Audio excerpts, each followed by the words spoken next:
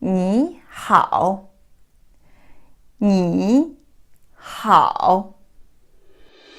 Artıq məktəblərdə Çin dili ikinci xarici dil kimi tədris olunacaq. Bu barədə Gürcüstanın Təhsil, Elm və Gənclər naziri Aleksandr Tuladze məlumat verib. Nazirin sözlərinə görə, bu vaxta qədər Gürcüstanda Çin dilinin xarici dil kimi standartı olmayıb.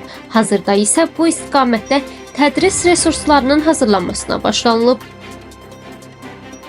Nazir qeyd edib ki, ölkədə fizika, riyaziyyat fənlərinin inkişafı istiqamətində də işlər aparılır. Bu, məktəblərin intellektual potensialından, digər məktəblərdə fizika və riyaziyyat fənlərinin tədrisinin yaxşılaşdırılması üçün istifadə olunacaq.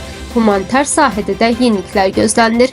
Nazir qeyd edib ki, Gürcü dili üzrə ayrıca bir standart hazırlanacaq. Bu da şagirdlərin ana dilini daha dərindən mənimsəməsinə kömək edəcək. Eyni zamanda qeyri-Gürcü dilli məktəblərdə iki dilli təhsilin əlçatanlığı artırılacaq.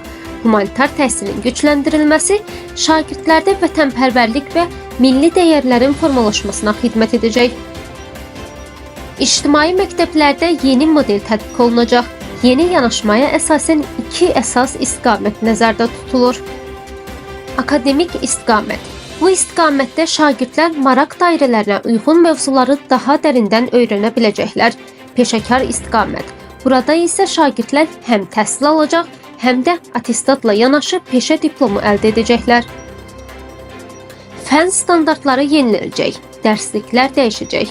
Yeni standartlara əsasən bütün dərsliklər yenidən hazırlanacaq. Bu prosesə müəllimlər, fən ekspertləri, psixoloqlar, valideynlər və digər maraqlı tərəflər cəlb olunacaq.